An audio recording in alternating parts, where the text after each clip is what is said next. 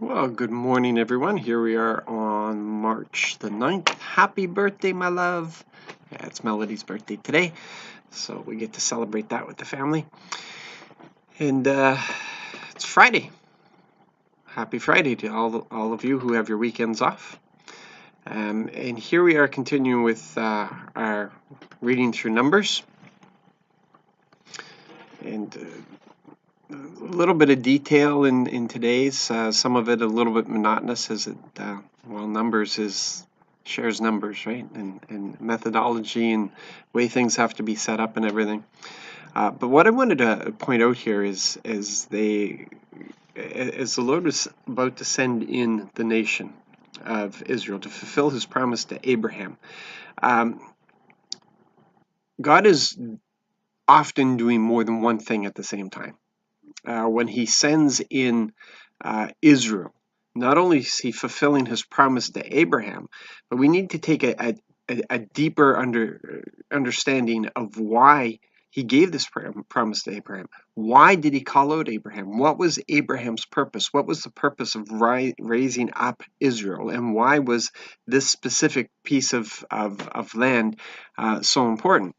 And as we read and we discover, he chose Abraham because he saw Abraham's heart, and he wanted to grow a nation that would be a holy nation that would reflect him, because God had not yet revealed himself. Yahweh had not yet revealed himself to the world, and he wanted to use this nation to reveal himself to the world.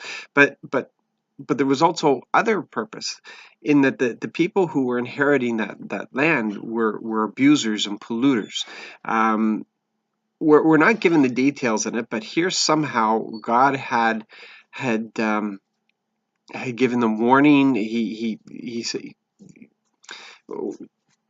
Yahweh explains to Abraham that Israel's going to be in slavery for 400 years. He had to hold back Israel, allow Israel to multiply, to grow, um, so that he could use them as an instrument against these nations that had become so evil.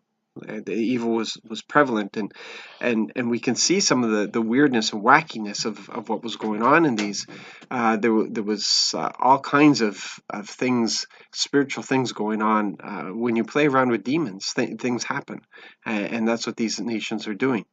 Land of there was giants, there was divination that was going on, there was witchcraft, there was all kinds of things. There was the sacrifice of children, there were human sacrifices going on, there was tons of just wicked evil things, and God was waiting for that evil to reach its pinnacle. He wanted to wait till they get to the point of no return, before he exacted his punishment. So when he's instructing Israel to come in, to move into this land, he's telling them, I want it all wiped out. And this is their purpose. This is what the reason why he raised them up. This is why he created them. He wanted to wipe out the filth of this land and replace it by a people who would be holy to him, and that he would be able to use to reveal his holiness, to the whole world. And so he gives them these specific instructions. No one is to be left alive. All of their idols, everything is to be destroyed. Everything is to be wiped out. You don't hold on to anything. There's nothing good here. I want this land purified. Now, he's been waiting a long time to do this, and he gives them these specific instructions.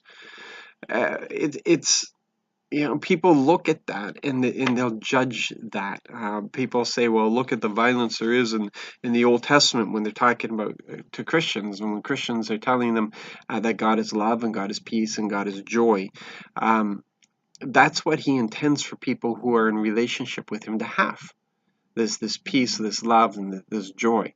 And in this time of grace, he has reserved a time for judgment, but it's not today. But at this time in the Old Testament, this was a time of judgment upon these nations, because they were just in complete opposition to God's nature, and it was for a period of time. It's not always like this. It was for this period of time that he was doing this, and he was exacting his punishment on them, as is his right as the creator of all things. So we've got to realize that when we see that Israel is being blessed. He's giving them this wonderful land. It's a beautiful land. It's a land of milk and honey, as they term it, and it's great. But it should give us understanding as well that when He's blessing us, we can't be selfish in this. We need to recognize His greater purposes in these things. He's promised us a land, but it's not here. It's the old earth and the old heaven is going to pass away, and what He intends for us to inherit, it will be given to us at that time. But in this place, we work for His glory. In this place, we live for His glory. We live for His purposes. And when He sends blessing into our life, it's not just, we can't have that selfish look at it. There is purpose. We have to look behind the purpose of these blessings. What's He doing with us? Yes, He's a good dad. He's going to watch our back. Jesus told us, Dad will always meet our needs. When we are occupied with the kingdom, He'll be occupied with us. And but we need to be looking at this. Our eyes constantly need to be, every day we should be able to see how God has been using us and the blessings He's put in our life. And we should be able to see the miracles. We should be able to see the things that He's doing. We should have those wonderful testimonies all the time.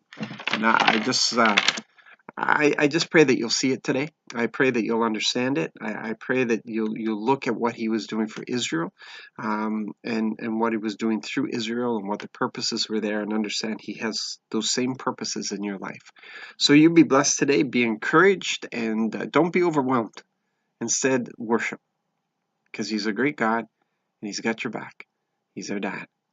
So God bless.